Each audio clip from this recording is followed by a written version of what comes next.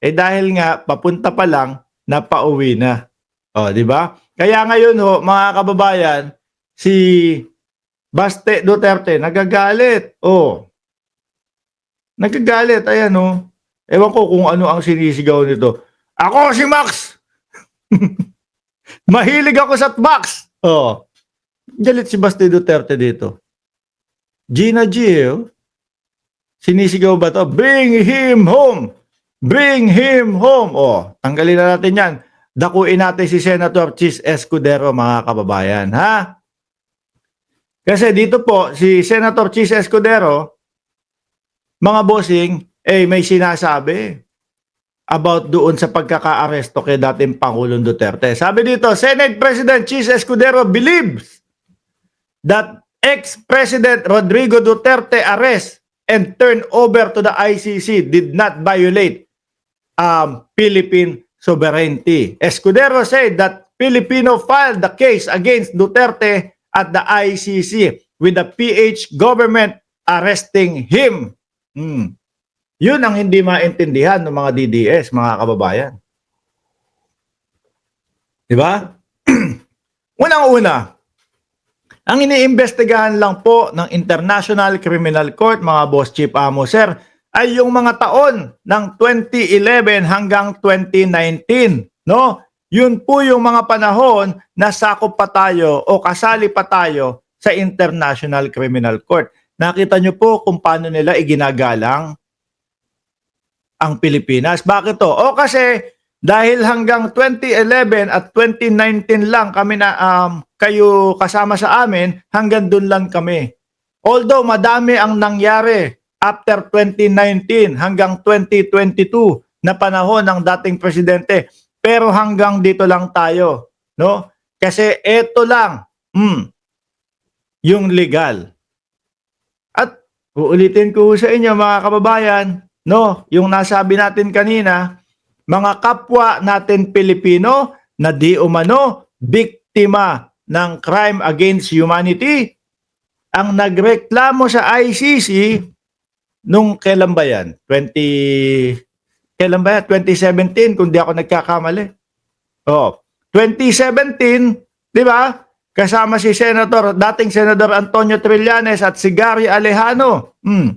Bakit? Hindi nila makita na kung sa Pilipinas nila irereklamo yun, makakakuha sila ng hustisya. Doon sa inirereklamo nila na pinakamataas ang posisyon sa ating bansa. Di ba? Tapos ngayon, itong mga DDS nagagalit kay Pangulong Bongbong Marcos kasi daw siya ang nagpahuli kay Tatay Digong nila. Hindi naman Si Trillanes nga Kaya lang, ang ipinapaliwanag sa inyo na hindi nyo maintindihan, no? Hindi naman dumirekta ang ICC sa Pilipinas. Nakiusap ang ICC o nakipagtulungan ng ICC doon sa Interpol, no? Yun nga lang. Sorry mga DDS. hindi pwedeng baliwalain ng Pilipinas ang Interpol. Kaya inaksyonan. Doon tumulong ang Pilipinas. Doon sa pakiusap ng Interpol. Pero yung ICC, baliwala. No, wala nang binigay na kahit anong impormasyon Kaya lang yung ICC ay nakatutok doon sa Senado at sa Kongreso. Malamang nga yan, napanood nila. Sabi ni dating Pangulong Duterte, binubuyo namin. Para manlaban sila, napanood nila yon for sure. Kaya sabi nila, okay na yun, sapat na yun. Siya mismo yung nagsasalita dyan, siya mismo yung umamin dyan, ihinto na natin ito. No? Pwede na nating ilabas ang warrant of arrest. Ganun.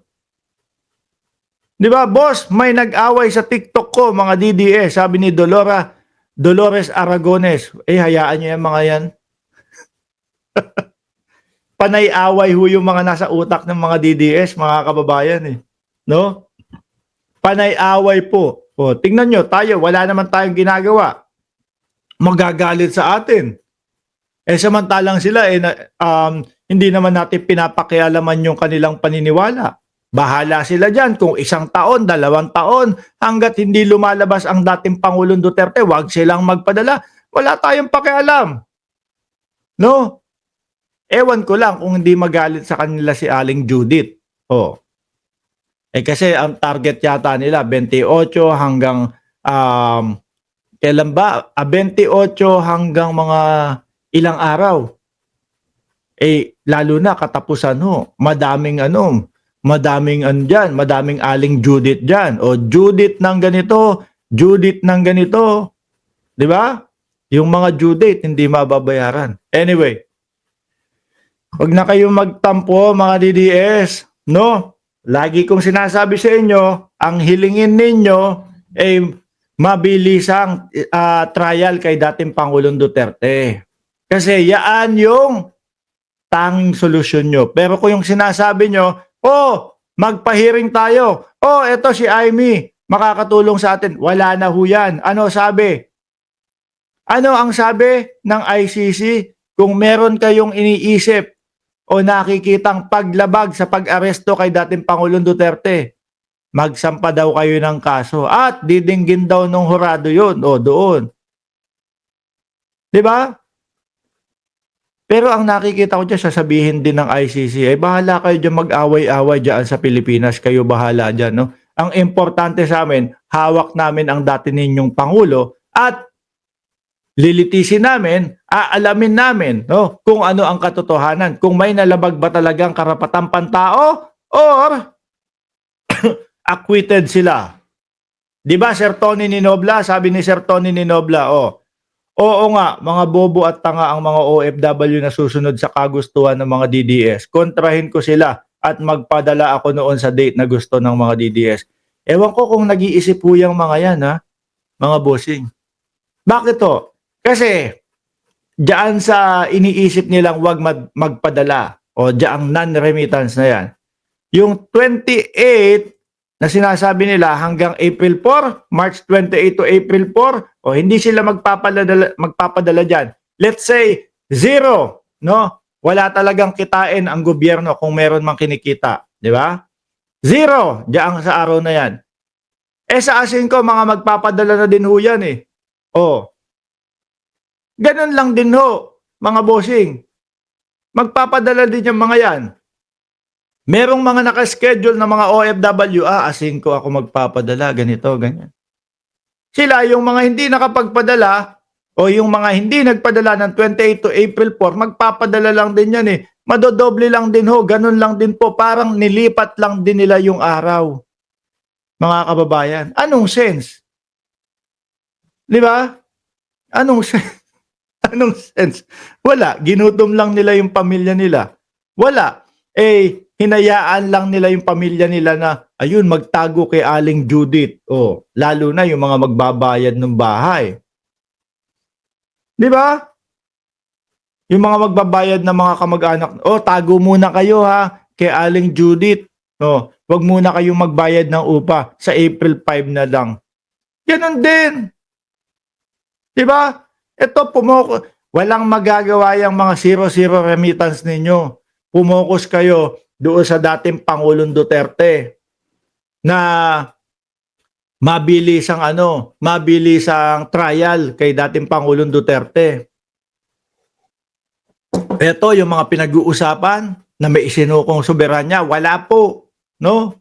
Sasabihin lang sa inyo ng ICC, bahala kayo dyan, problema nyo yan.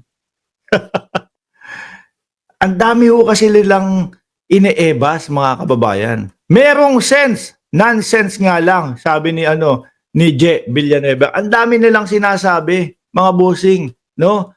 Samantalang iisa ang problema nila. Ang problema nila makauwi ang dating Pangulong Duterte. Di pabilisan nyo yung trial, hindi yung magwelga tayo dito, mag-rally tayo dito, magpakagutom tayo dito, mag-hunger strike tayo, pero magdala tayo ng baon natin, ng pagkain natin. Wala yun. Rumekta kayong sagutin yung inyong mga problema o yung inyong problema na masyadong mahaba yung trial. 8 years? Baka hindi datnan si dating Pangulong Duterte noon, hindi na maabutan ang dating Pangulo, di ho ba?